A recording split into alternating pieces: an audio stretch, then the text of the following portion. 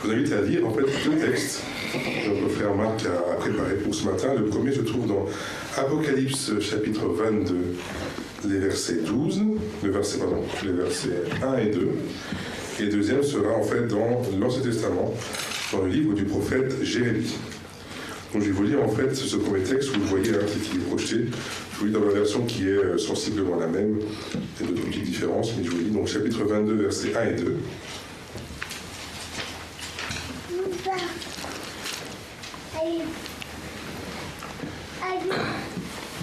Après cela, l'ange me fit voir un fleuve d'eau vive, clair comme du cristal, qui sortait du trône de Dieu et de l'agneau. Et au milieu de la place de la ville et sur les deux bords du fleuve était un arbre de vie, portant 12 fruits, rendant son fruit chaque mois. Et les feuilles de l'arbre étaient pour la guérison des nations. Jérémie 17, maintenant, on va aller auprès de Jérémie, donc Jérémie chapitre 17, les versets 7 et 8. Béni soit l'homme qui se confie en l'Éternel, dont l'Éternel est la confiance. Il sera comme un arbre planté près des eaux, qui étend ses racines le long d'une eau courante, qui, lorsque vient la chaleur, ne la craint pas, mais dont la feuille est verte. Il n'est pas en peine dans l'année de sécheresse, et ne cesse pas de porter du fruit. Que Dieu bénisse cette parole, et je laisse sans autre la parole à notre frère Marc Fury, avec le titre que vous pouvez lire, qui est projeté, l'eau de vie et sa signification spirituelle pour le croyant. Merci à lui d'avoir partagé et de partager ce message. Tu peux redonner juste Apocalypse 22. Attends.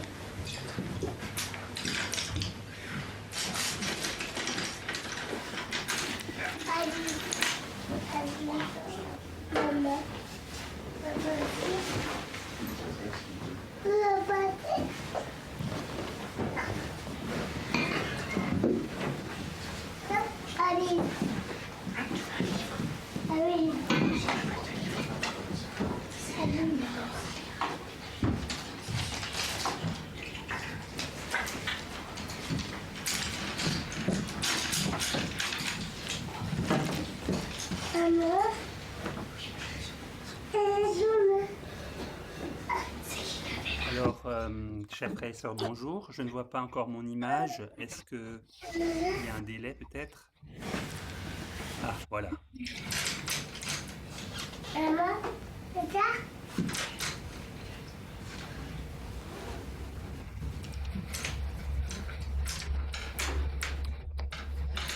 Très bien. Eh bien, chers frères et sœurs, bonjour.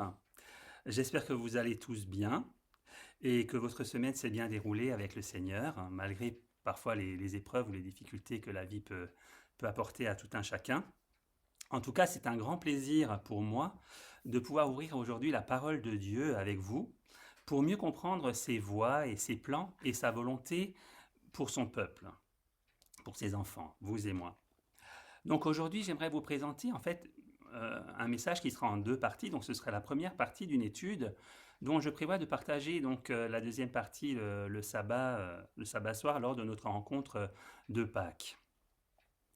Donc j'ai récemment lu, ou plutôt écouté, puisqu'aujourd'hui on peut écouter les livres, donc un livre incroyable d'un pionnier adventiste qui est peu connu en fait, c'est le docteur George Fifield. Et son livre a été récemment un peu remis en valeur par le ministère Maranatha Media. Et donc j'ai eu l'occasion donc, de l'écouter. Il s'appelle Water of Life, c'est-à-dire l'eau de la vie.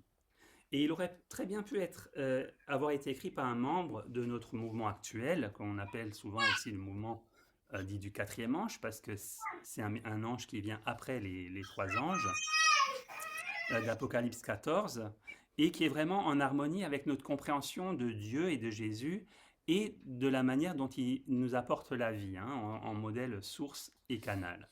Et ça me fait penser un petit peu aussi au livre Acte de notre Dieu aimant, par rapport en fait, qui a été écrit par même pas un adventiste, mais qui a été découvert et qui est un petit livre, mais qui remet en valeur et qui amplifie quelque part des messages qu'on a pu étudier par ailleurs. Et là, donc, le sujet, donc, c'est l'eau de la vie, l'eau de la vie, donc c'est source de la vie spirituelle. Donc, tout d'abord, nous allons considérer comment l'eau physique représente la vie spirituelle dans la Bible. Et pour ça, je vais vous lire un texte, donc dans Jean, un texte bien connu, dans Jean chapitre 4, versets 10 à 14, où Jésus répond donc à la femme samaritaine près du puits par rapport en fait à la réflexion que lui fait la Samaritaine en lui disant « Comment toi qui es juif me demandes-tu à boire à moi qui suis une femme samaritaine ?» Et donc, versets 10 à 14, Jésus répond « Si tu connaissais le don de Dieu et qui est celui qui te dit « Donne-moi à boire », tu lui aurais toi-même demandé à boire et il t'aurait donné de l'eau vive. « Seigneur, lui dit la femme, tu n'as rien pour puiser et le puits est profond. D'où aurais-tu donc cette eau vive ? Es-tu plus grand que notre père Jacob qui nous a donné ce puits et qui en a bu lui-même ainsi que ses fils et ses troupeaux ?»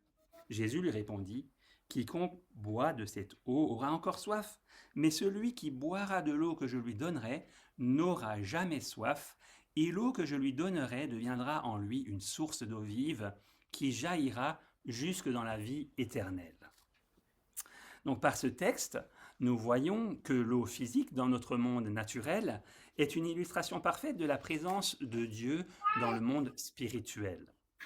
Avec la femme près du puits, Jésus établit un parallèle entre l'eau physique qui désaltère et l'eau spirituelle qui vient de Dieu. Il est évident pour nous que sans eau, la vie sur la terre serait impossible. Les plantes ne pourraient pas pousser, les animaux ne pourraient pas survivre, et notre monde deviendrait rapidement un désert stérile. L'eau est donc la condition essentielle de toute vie physique. Elle permet la croissance des plantes, qui nourrissent ensuite les animaux et les êtres humains. Elle rend possible aussi toute forme de fertilité et de beauté dans la nature. Et dans le même livre, le même évangile de Jean, au chapitre 7, les versets 37 et 38, eh bien, nous pouvons lire les paroles que Jésus a prononcées, vous vous souvenez, à la fin de la fête des tabernacles. On va lire dans Jean 7, les versets 37 et 38. Le dernier jour, le grand jour de la fête, Jésus, se tenant debout, s'écria « Si quelqu'un a soif, qu'il vienne à moi et qu'il boive. Celui qui croit en moi, des fleuves d'eau vive couleront de son sein, comme dit l'Écriture. » Eh bien, tout comme l'eau est indispensable à la vie physique, Dieu est indispensable à la vie spirituelle. Sans la présence de Dieu dans le monde, il n'y aurait aucune véritable bonté, aucune justice authentique et aucun amour durable. Alors c'est déjà pas terrible aujourd'hui, on le sait, mais en fait, malgré tout, l'amour de Dieu est encore sur terre, ses enfants sont là, et en fait, c'est pour ça qu'on peut encore connaître des actes de bonté et de justice dans notre monde. Jésus est le canal par lequel nous pouvons être connectés à cette source infinie. Alors, comment cette présence divine se manifeste-t-elle dans le monde ? Elle se manifeste par le Christ et par l'Esprit de Dieu. L'Esprit agit dans les consciences humaines en inspirant des pensées nobles et en suscitant des actions généreuses. Même si une personne ne reconnaît pas explicitement cette influence divine, celle-ci continue d'agir. On pourrait comparer ça aujourd'hui un peu aux ondes qui nous entourent. En fait, c'est à nous de choisir ce que nous voulons voir ou écouter. Alors on a les appareils qui sont comme des canaux. Et en fait, que ces appareils soient ouverts ou allumés ou éteints, eh bien les ondes sont toujours présentes, bien qu'invisibles à l'œil nu. Eh bien, nous allons lire dans Actes chapitre 17, le verset 28. Acte 17, verset 28.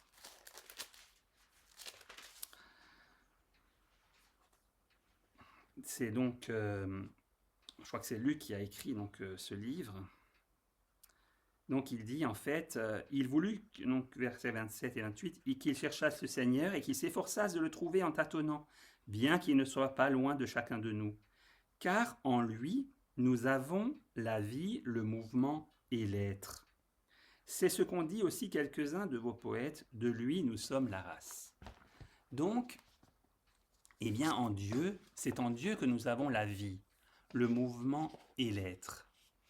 Et la vie est donc ici mise en parallèle avec le mouvement et l'être qui nous viennent de Christ.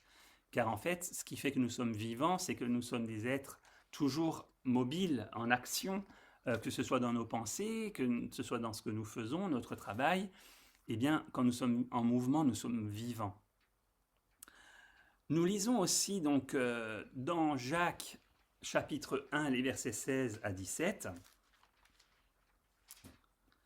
Jacques 1, versets 16 à 17.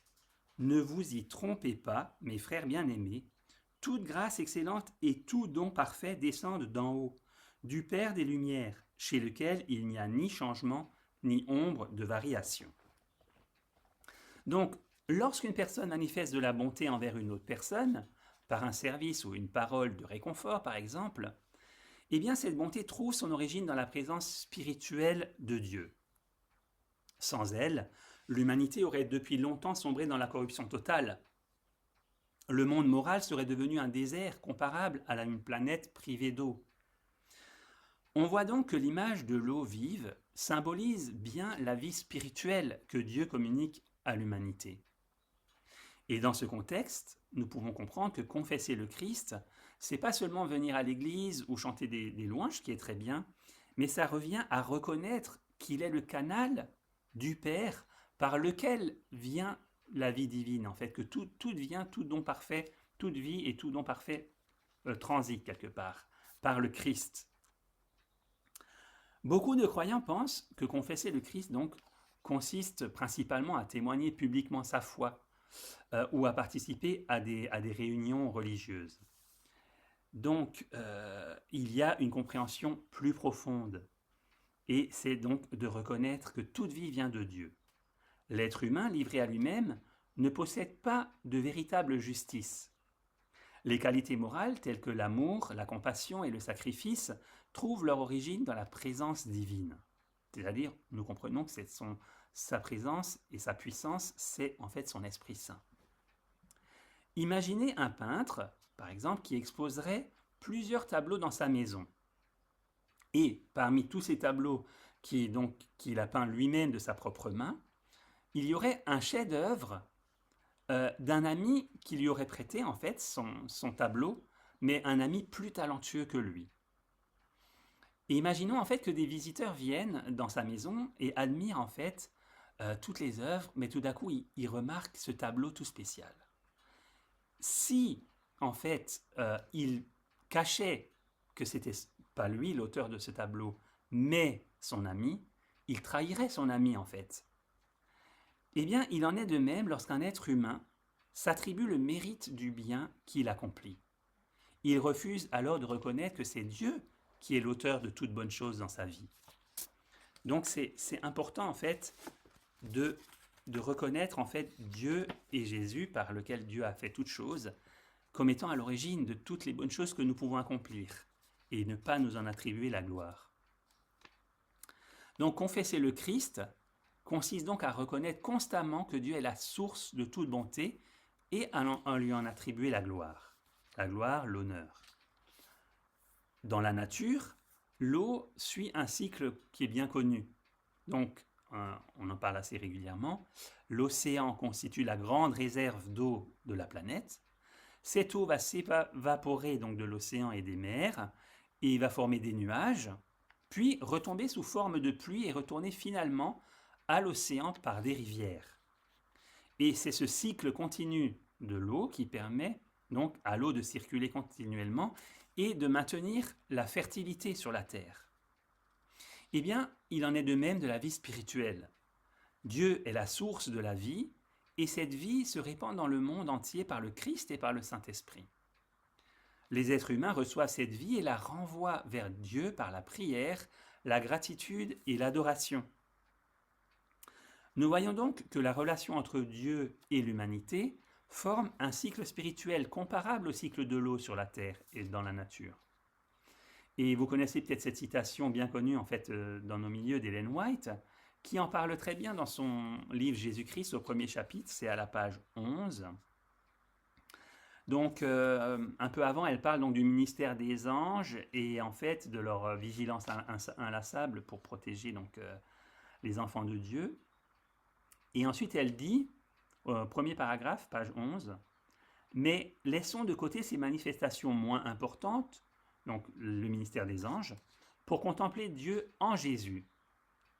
En regardant à Jésus, nous comprenons que c'est la gloire de notre Dieu de donner. Et elle cite donc les paroles de Jésus. Je ne fais rien de moi-même, affirmait le Christ. Le Père qui est vivant m'a envoyé et je vis par le Père. Je ne cherche pas ma gloire, mais la gloire de celui qui m'a envoyé. Ces paroles mettent en évidence le grand principe qui est la loi de la vie pour l'univers. Le Christ a tout reçu de Dieu et il l'a pris pour le donner. Donc on voit bien les différentes personnes qui sont en présence et en fait, Dieu a tout donné au Christ pour que lui-même puisse donner à son tour. Il en est ainsi du ministère qu'il exerce dans les parvis célestes en faveur de toutes les créatures. Par l'intermédiaire du Fils bien-aimé, la vie du Père se répand sur tous. Elle retourne par l'intermédiaire du Fils sous forme de louanges et de joyeux services, telle une vague d'amour vers la grande source universelle. Ainsi, à travers le Christ, le circuit bienfaisant est complet, représentant le caractère du grand donateur, la loi de la vie. Et là, on voit bien le parallèle avec le cycle de l'eau, où il y a l'océan, c'est comme l'amour de Dieu, qu'on dit souvent, il est comme un océan, qui ensuite, l'eau va s'évaporer, va former des nuages, et à travers Christ, en fait, l'eau retombe sur la terre et la fertilise. Eh bien, dans la Bible, au-delà aussi du cycle primaire de l'eau que nous avons vu, il existe aussi un cycle secondaire de l'eau qui implique des arbres. Et les arbres, sur la terre, absorbent l'humidité du sol et ils la libèrent dans l'atmosphère, ce qui contribue à la formation de pluies locales. Par cette image, on peut illustrer le rôle des croyants dans la diffusion des bénédictions spirituelles. Les chrétiens peuvent transmettre aux autres les bénédictions qu'ils reçoivent de Dieu. Leur influence peut encourager, inspirer et soutenir ceux qui les entourent. Et en fait, ça nous soulage beaucoup en fait de pouvoir simplement reconnaître qu'on n'est pas à la source des bienfaits. Et souvent, si j'ai lu, je sais que naturellement, on aura envie de cacher, on aura envie de dire « Ah, mais j'ai trouvé tout moi-même ». Non, si j'ai lu un bon livre, là, par exemple, comme le Dr Fifield, et que j'ai été béni, à mon tour, je peux étudier, je peux retrouver les pensées qui m'ont le plus touché pour les partager avec vous, pour que vous puissiez à votre tour avoir une bénédiction et peut-être transmettre plus loin après. Donc, par contre, il y a un danger. Certaines personnes dépendent uniquement de l'influence des autres croyants pour maintenir leur foi. Et leur vie spirituelle repose entièrement sur les sermons ou les réunions religieuses ou l'exemple d'autres chrétiens. Ainsi, lorsque ces influences disparaissent, leur foi s'affaiblit. Donc, il est malgré tout primordial pour les chrétiens d'entretenir une relation personnelle et directe avec Dieu. Et on peut le vivre dans la prière, dans la lecture de la Bible, on peut chanter des cantiques, voilà, mais il faut que cette flamme elle soit entretenue de manière personnelle. Nous y reviendrons par la suite, mais nous allons à présent nous intéresser plus spécialement donc au fleuve de la vie. Il en a été question dans le premier texte qui a été lu ce matin. Et on va s'y intéresser de la manière dont il est représenté dans la Bible. Ce fleuve y est mentionné à plusieurs reprises. Alors il y a un texte assez connu dans Ézéchiel chapitre 47. Je ne sais pas si vous vous souvenez, je vais un peu résumer en fait. Donc Ézéchiel a une vision, il y a une maison en fait, elle est tout en haut d'une colline et la façade principale est face à l'Orient. Et donc sous la maison, dessous la maison, il y a un fleuve qui s'écoule et il y a de l'eau qui coule et en fait, Ézéchiel doit sortir de la maison et donc il suit l'ange, je pense que c'est un ange qui lui monte et lui fait le tour de la maison. Donc il passe d'abord au septentrion, à l'Orient, ensuite au midi, il fait le tour et il revient donc, à l'Occident, au midi, et ensuite il revient à l'Orient. Donc, face Est. Et l'ange lui dit, traverse donc le courant d'eau. Et il traverse une première fois, l'eau monte jusqu'aux chevilles. Il lui traverse une deuxième fois, l'eau va monter jusqu'aux genoux. Il va devoir traverser une troisième fois et l'eau va monter jusqu'aux reins. Et il va lui dire, mais traverse une quatrième fois, et là il ne pourra pas, parce qu'il dit, mais c'est un vrai torrent, je ne peux pas traverser. Et c'est après, donc à la fin du chapitre, l'ange donne les limites géographiques en fait du pays. Et on voit en fait qu'en haut de la colline, il y a la maison, on pourrait penser au tabernacle aussi de Dieu, quelque part, où il y a le trône de Dieu et d'où sort l'eau qui vivifie. Et en fait, cette eau va inonder toute la plaine, et donc Dieu va donner les limites du territoire qu'il va accorder à son peuple. Ensuite, il y a un deuxième texte aussi dans Daniel chapitre 7 et versets 9 à 10, où on voit en fait, Daniel voit qu'on place des trônes et l'Ancien des jours, donc Dieu le Père, s'assoit. Son vêtement était blanc comme la neige et les cheveux de sa tête étaient comme de la laine pure, son trône était comme des flammes de feu et les roues comme un feu ardent. Et au verset 10, donc Daniel 7, verset 10, un fleuve de feu coulait et sortait de devant lui. 1000 milliers le servaient et 10 000 millions se tenaient en sa présence. Les juges s'assirent et les livres furent ouverts. Donc là, on a un fleuve de feu. On sent la puissance, on sent la solennité aussi du moment. On voit que les livres sont ouverts, il y a des juges, il y a l'Ancien des jours qui s'assoit. Voilà, c'est très solennel. Mais encore, cette notion de fleuve qui sort du trône suprême, en fait, qui est le trône de Dieu le Père. Et dans Apocalypse 22, lorsque toutes choses seront restaurées, c'est ce qu'on a lu au début, en texte d'introduction, il y a aussi un fleuve d'eau de la vie, limpide comme du cristal, qui sort du trône de Dieu et de l'agneau. Donc on voit aussi, on sait que en fait, le trône, Dieu le partage avec son Fils. Au milieu de la place de la ville et sur les deux bords du fleuve, il y avait un arbre de vie qui produisait 12 fois des fruits, rendant son fruit chaque mois et dont les feuilles servaient à la guérison des nations. Et ensuite, il y a le texte, bien sûr, qu'on a lu tout à l'heure, de Jean 7, où Jésus a dit, en fait, « Celui qui croit en moi, des fleuves d'eau vive couleront de son sein. » Et donc, il y a toujours cette notion de fleuve, soit à la source qui est Dieu le Père et son trône, ou lorsque Jésus dit qu'il lui-même va retransmettre cette vie qu'il a reçue de son Père. On voit donc bien à travers ces textes qu'un fleuve limpide coule du trône de Dieu et apporte la vie à toute la création. Souvent, lorsqu'on pense au fleuve de la vie, on a tendance à penser à une réalité future dans le paradis. Et c'est vrai qu'il y aura ce fleuve dans le ciel, mais il est important de souligner que cette image possède également une signification spirituelle pour nous aujourd'hui, en fait, en continu, depuis que en fait, Dieu a créé notre monde, et même les autres mondes qui n'ont pas chuté. Eh bien, il y a toujours ce symbolisme, en fait, du fleuve de la vie qui sort du trône de Dieu. Et dans Jean chapitre 7, juste après, en fait, les versets où il dit que des fleuves d'eau vive sortiront de son sein, si on lit au verset 39, il est bien spécifié qu'est-ce que c'est que cette eau.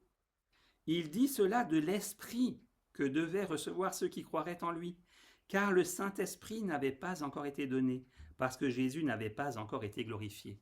Et on voit en fait que, eh bien, il y a toujours ce schéma, en fait, source, canal, mais de quoi ? Une source et un canal de quoi ? Eh bien, de l'eau, et cette eau symbolise le Saint-Esprit. Et j'aime bien aussi cette autre illustration qui est un château d'eau, qui contient l'eau pour la ville, ou pour le village plutôt, et on va dire à notre robinet, on a un canal qu'on peut ouvrir et fermer. Mais la substance de ce qui nous intéresse, c'est bien l'eau. C'est bien l'eau qui apporte la vie. Et cette eau symbolise le Saint-Esprit. Et nous allons à présent approfondir donc cette notion-là.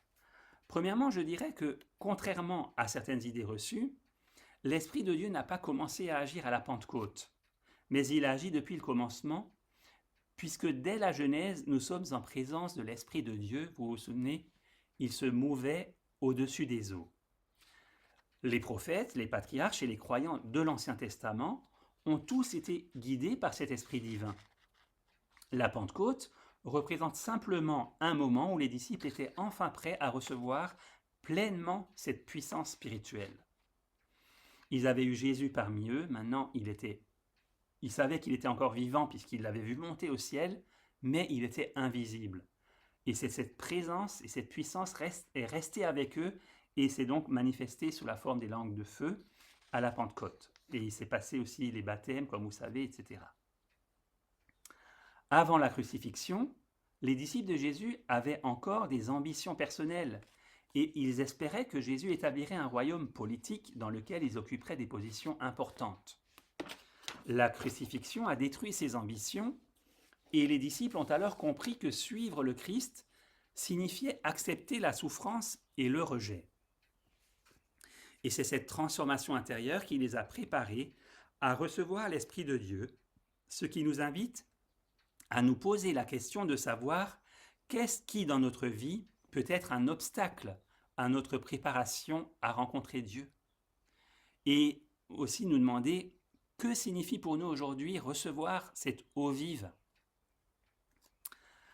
À présent, on va s'intéresser en fait aux chrétiens comme source d'eau, puisque Jésus, comme Dieu avait la vie en lui-même, le Père a donné au Fils d'avoir la vie en lui-même, mais on sait, Ellen White le dit aussi, que Dieu donne cette même vie à ses enfants.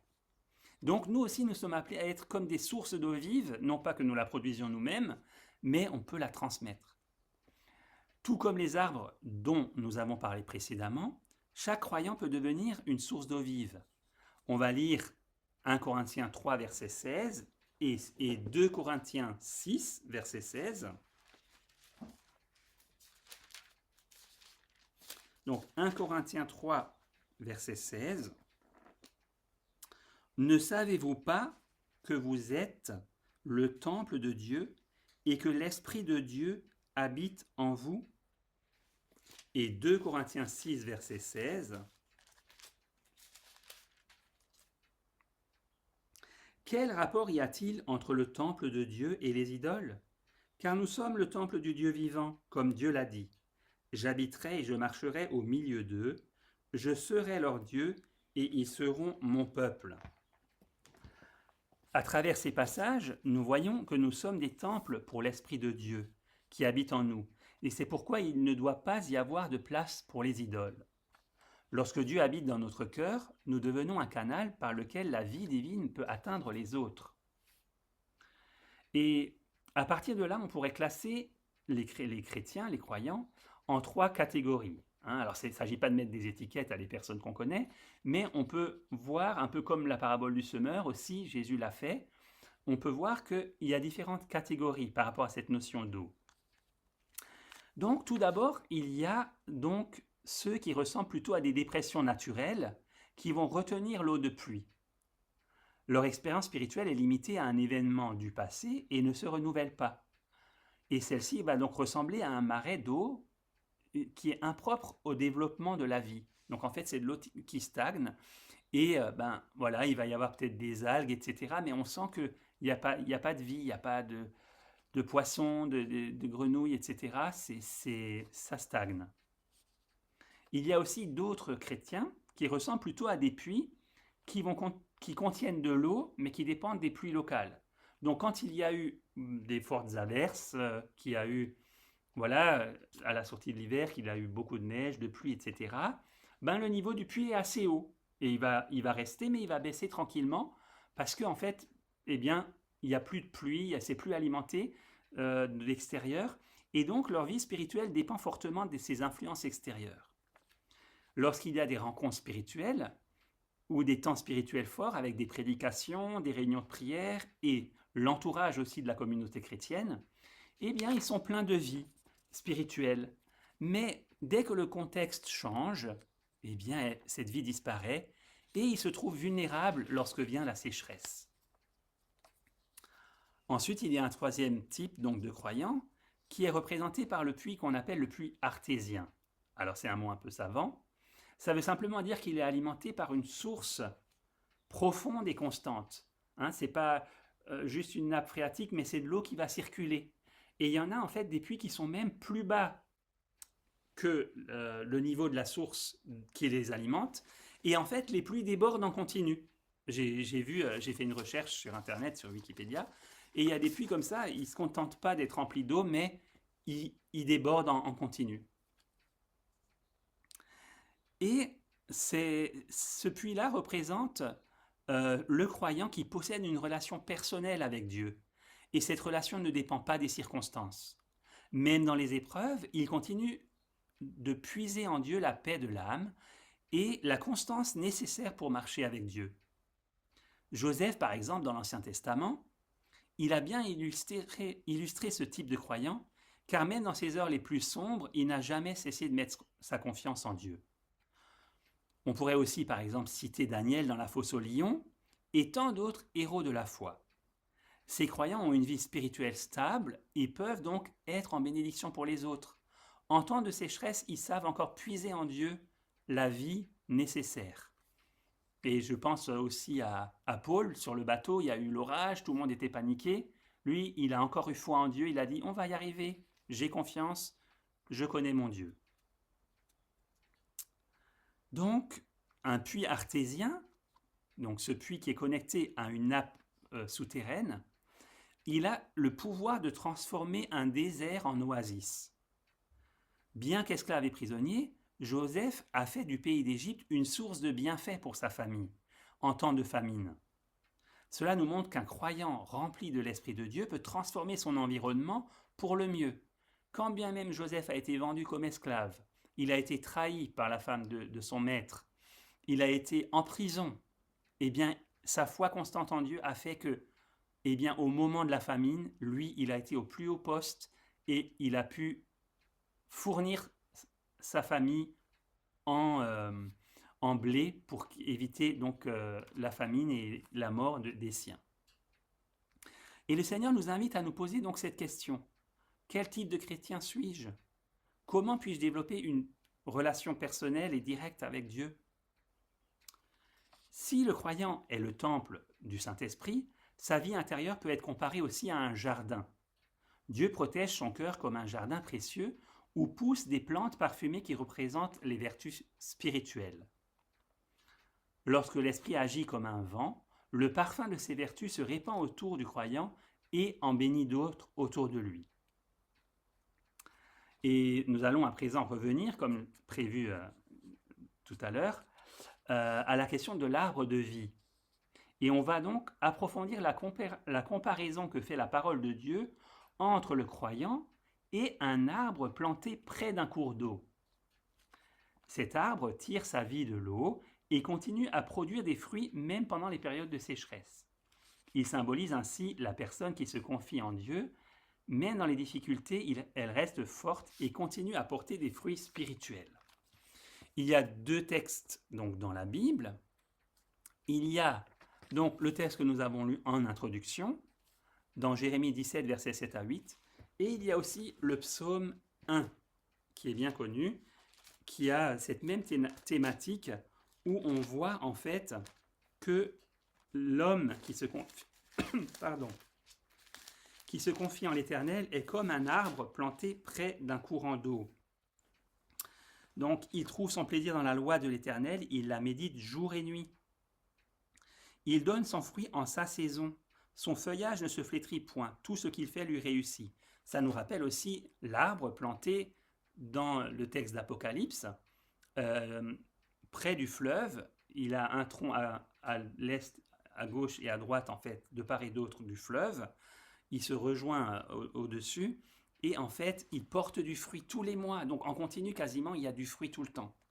Parce que, en fait, il est tout près du fleuve de vie qui sort du trône de Dieu. Et donc, l'arbre qui est planté près de l'eau a des feuilles toujours vertes et il porte régulièrement des fruits pour nourrir les autres. Ses racines représentent la foi et la communion avec Dieu.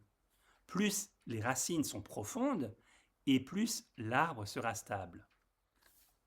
Et en fait, bon, il y a je résume en fait quelque part en un sermon tout un livre, mais c'est vraiment passionnant parce que c'est développé. Il y a un arbre, je ne sais plus le nom, mais en fait qui a des racines très profondes et en fait au-dessus du tronc, en fait, les branches, il a un tronc tellement énorme que les branches, c'est encore comme des troncs qui se rejoignent avec d'autres arbres. Et en fait, le symbolisme peut être approfondi encore plus. En tout cas, si les racines sont profondes, l'arbre sera stable et pourra donner du fruit et être en bénédiction aux autres. Et cette croissance d'un arbre, elle sert aussi de métaphore pour la croissance spirituelle. Les racines s'enfoncent de plus en plus profondément dans le sol pour atteindre l'eau. Les branches s'étendent vers le ciel et produisent de nouvelles feuilles. C'est ainsi que la relation avec Dieu, elle doit continuellement se développer. Si l'arbre est planté près d'un courant d'eau, sa croissance sera continue et sa vie chrétienne ne pourra pas stagner. Au contraire, sa relation avec Dieu sera toujours plus profonde. La présence de la vie divine a la puissance de transformer la manière dont une personne réagit aux épreuves. Les mêmes expériences peuvent produire des résultats différents selon la présence ou l'absence de la vie spirituelle. On l'a vu avec Joseph, où d'autres auraient été désespérés. Joseph, en étant enraciné en Dieu, a pu faire de son sort. Il a même dit à ses frères, Dieu a conduit, ne vous en voulez pas, c'est ainsi, il a voulu que je puisse être là aujourd'hui. Une personne remplie de la vie divine a le pouvoir de transformer toutes les difficultés en occasion de croissance, et en période de sécheresse, l'arbre vivant continuera de grandir, puisant sa force dans ses racines, tandis que l'arbre sans racines profondes se dégradera et finira par mourir. C'est ainsi que les épreuves sont aussi un moyen de révéler au chrétien et à son entourage s'il est connecté au vrai cep et si la vie divine demeure en lui. Il serait donc salutaire pour nous de faire un examen de nos racines spirituelles pour nous assurer qu'elles peuvent nous permettre de renforcer notre foi face à l'épreuve, plutôt que de nous laisser nous assécher spirituellement. Et en fait, on peut recouper sur tellement de thèmes. Il y a aussi les vierges sages, les vierges folles, les vierges sages ont de l'huile, et au moment venu, elles ne sont pas prises au dépourvu, et elles ont toujours suffisamment d'huile pour pouvoir en fait entrer dans la salle de noces. Nous allons à présent nous intéresser à l'unité de la vie. En fait, lorsqu'on poursuit notre étude, on se rend compte qu'il y a de nombreux arbres. Tous les chrétiens sont comme des arbres en fait. Dans la Bible, l'arbre représente un homme ou une femme. Et par contre, il y a une seule vie pour tous. Et en fait, cette vie, elle vient par l'eau dont on a parlé. Et si on prend la métaphore en fait du cep et des sarments, comme a dit Jésus, c'est la sève. La sève qui vient du cep va alimenter les sarments. Et on voit en fait que les croyants ne sont pas seulement donc des individus isolés. Ils forment ensemble un organisme spirituel et puisent leur énergie vitale dans le même torrent de vie qui sort du trône de Dieu. Et pour cela, on va lire 1 Corinthiens chapitre 12, les versets 12 et 13. 1 Corinthiens 12, versets 12 et 13.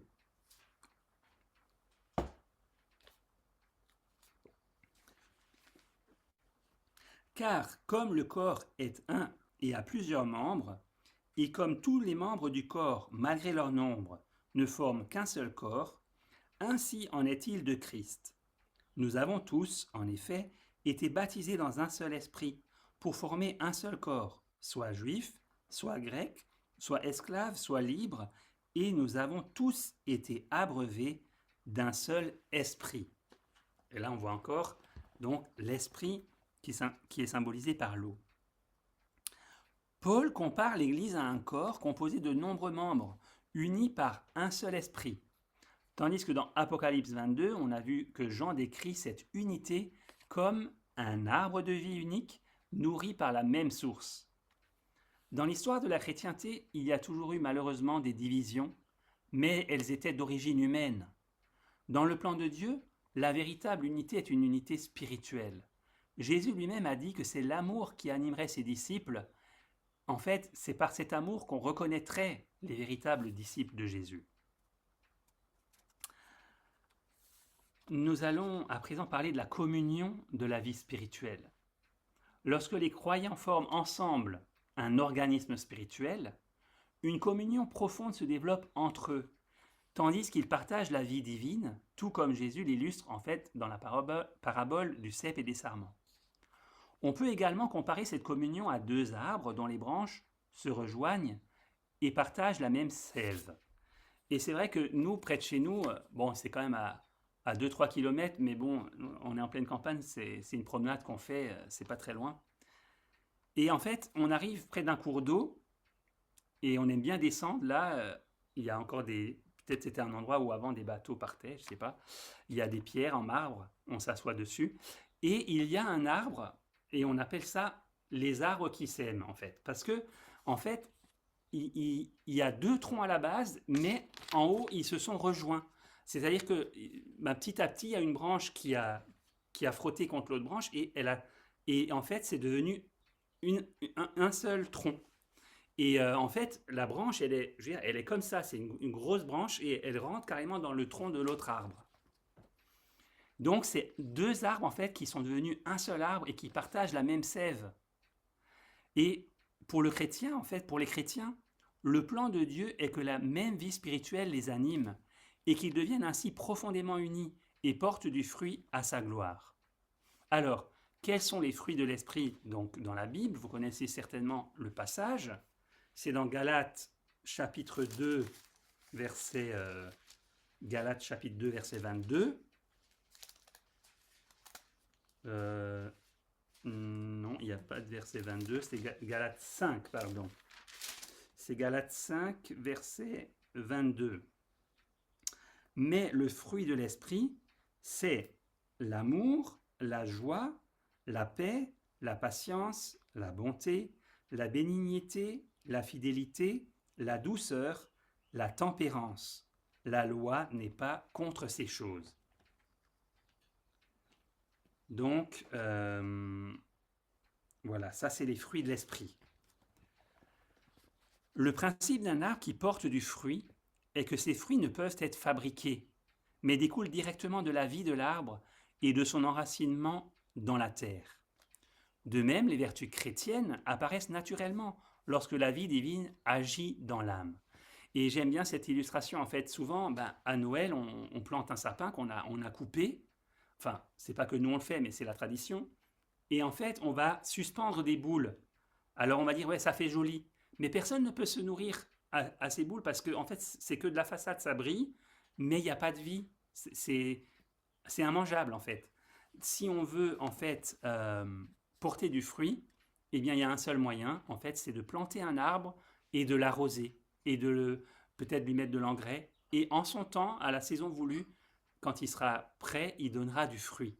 Mais on ne peut pas vouloir manufacturer quelque part ce fruit, ça ne marche pas comme ça. Donc, dans Apocalypse 22, verset 2, que nous avons lu tout à l'heure, on voit en fait que donc, l'arbre porte 12 fois des fruits dans l'année. Il rend son fruit chaque mois et ses feuilles servent à guérir les nations. D'après ce passage, l'arbre de vie produit des fruits chaque mois. Non seulement ces fruits sont nourrissants, mais ils apportent la consolation, l'encouragement et la guérison spirituelle des nations. Les feuilles symbolisent en effet cette capacité des croyants à apporter la guérison aux autres.